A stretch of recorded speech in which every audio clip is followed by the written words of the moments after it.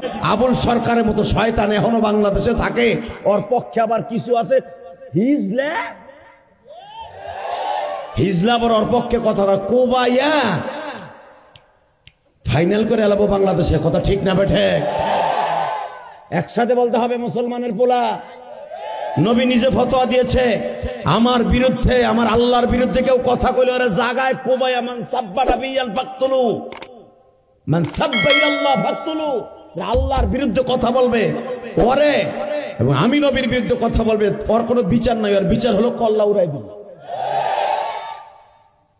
আবুল সরকার শয়তান।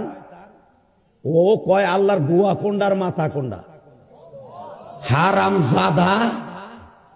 আল্লাহ এবং আল্লাহ রসুলের যে গাড়ি দেয় ওর জন্মের ভিতরে ভেজাল। হয়তো আবুল সরকার ওর মার পরকীয়ার ফসল, ওর চাচার লগে অথবা অন্য কারো লগে পিটিসের জন্ম। মুসলমানের বলে আমি কই নাই, নবী বলছে যে আল্লাহ এবং আল্লাহ রসুলকে গাড়ি দেবে, ওর জন্মে ভেজাল। ওর মা কলেজ জামানায় মনে হয় বয়ফ্রেন্ডের সাথে মারাই বানাইছে ওরে। ভালো করে বুঝবা মুসলমানে বলা দুলতে তিতা লাগে। ও কি বলছে শুনছ?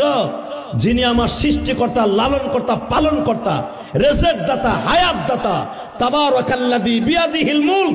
সারা পৃথিবী যার হাতের মুঠোর মধ্যে, পৃথিবীর কোন মাখলুকের সাথে আমার রবের তুলনা হবে না। কথা বল না কেন? আবুল সরকার সাহেব, তোমার হয়তো ইউনূস সরকার দালালি করে টাকা খাইয়ে ছেড়ে দিতে পারে, কিন্তু ছাত্র সমাজ কলেজের বন্ধুরা তোমার ছাড়বে না। যে কোনো গানের প্যান্ডেলে তোর কোবাইয়া দুই টুকরা রেন্ডি গেছে চলার মতো ফানা ভিল্লা বানায় হেলাবে। কথা বলে না কেন? শুধু আবুল সরকার নয়, শাহ আলম সরকার নয়, লিপি সরকার নয়, মুক্তা সরকার নয়, যেই সরকারি আল্লাহর বিরুদ্ধে, নবীর বিরুদ্ধে কথা কবে, নবীর ফতোয়া হিসাবে ওর কল্লা উড়াই দিব। কাকে রাজি আছো? আল্লাহকে দু হাত দেখায় দাও।